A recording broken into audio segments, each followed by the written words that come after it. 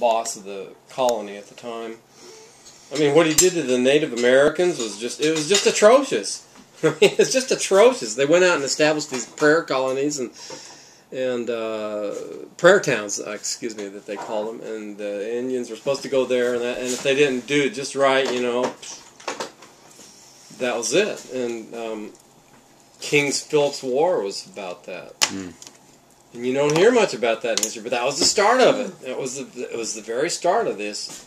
But see, if you think what's taught, it's still the stuff that promotes that kind of promotes a certain attitude. And what's not taught is stuff doesn't fit into the tenured career path pyramid of the professorships and of the disciplines. There's no real stepping outside of that. So if you want a good, basic, solid, formal education, that's the place to go. You're going to get it. But if you want to learn how to do something or how to think differently, it may not be the place to go. No. And in fact, it may be that what you can get now is, the thing you would see in California is students are coming away with $60,000, $80,000, $100,000 in debt for college. And you're going out and you're saying, okay, I'm going to go into debt for $80,000 and come out, and I'm going to get a job, and it's going to pay me $100,000, so I'm going to pay it off. But there's no $100,000 job waiting. So then what? You start out, you're 23 years old, you got your $80,000 or $100,000 in the hole, and you did that anticipating there was going to be a job, and there's no job. And there is certainly no security, even in the corporate sense, as it once was. Because people I think, could have there was a certain sense of comfort knowing that the institutions would be there. The educational system, the government, the religion, and the corporate structures would be there, and life was predictable, right? The 50s and 60s, it was predictable. So you went out. And that's what that one-dimensional man thing was about. Well, you go out and you do the right thing, and you get your college degree, and you got your job, and that was it. And you go out and you buy your house and your cars, and you start moving up the ladder, right? And everything was kind of predictable. And in the end, you had a heart attack, and that was it. Or if you were lucky enough, you retired and then had your heart attack.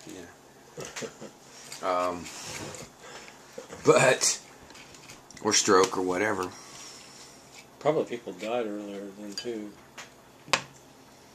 But what I find smoking was more prevalent. What I find interesting is you can tell, if you talk with people, sometimes you can tell what they did. Like you can tell, if you talk to corporate people, they think and talk and behave in a certain way. If you talk to people in education, they think and talk and behave in a certain way. Government people are some of the most obvious. You talk to them and listen. You wait a second. You realize you're talking to somebody that thinks they're in a meeting or something. And so what happens is the thinking gets controlled. And if you're in it long enough, like Peter Drucker says, if you're in it long enough, the business guy Peter Drucker, if you're in it long enough, then basically you can't get out. That's it. You're stuck.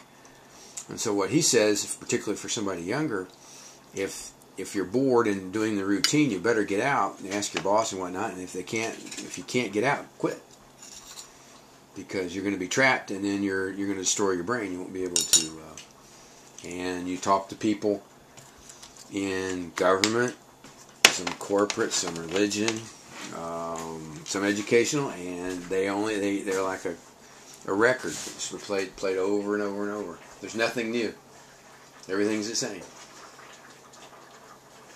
There's nothing new. They can't come up with anything new, and it's basically we're all good soldiers and march off to the end there. And hopefully. And what's also interesting is the concept of retiring. If you're good little boys and girls, then all of the goodies will come when you retire. And if you're good little boys in a religious sense and girls, then heaven or whatever will be, nirvana will be waiting for you on the other side. But in essence, what happens is that turns out not to be the case for a lot of people. They do all of that, and then they lose their identity when they retire.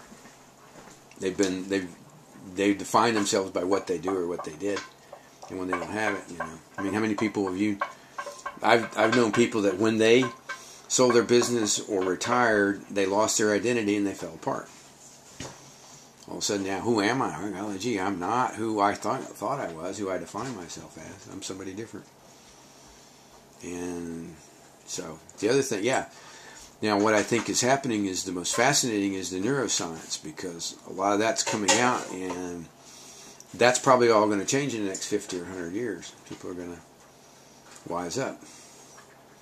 And you're going to say, wait a second, I can't have negative brain plasticity and form a rigid way of thinking by falling into a trap and going on autopilot, just so I can live a lifestyle that other people think I should be living. Anyway, that's the way I see it. And now, but what's interesting is, particularly with the internet, and you're not sitting listening to media being censored and prefabbed and formed. I mean, you can go on to CNN, MSN, Fox. They're all slanted in certain ways. They all filter it and they all censor it and they all fall to their sort of, they're all predetermined for you. What I like about some of the internet stuff is it's not. It's just in the raw. And then you make your decision. You can see and determine it. So it gets away from those institutions, and that's what I see is happening. The biggest change in my lifetime probably is now. So what's happening right now? All those fundamental underpinnings are changing. They're permanently changing. And many people are saying, "Oh, golly gee, we're waiting for the economy to come back. We're waiting for this to happen. It did it in the past. It'll do it again." Is there a guarantee it'll do it again? Maybe not. Maybe not. GM's got to be propped up. Yeah, it's a small shell. Of Google's raking in all the cash, right? Yeah. And what do they do with it? Oh, they put it in the bank and buy companies,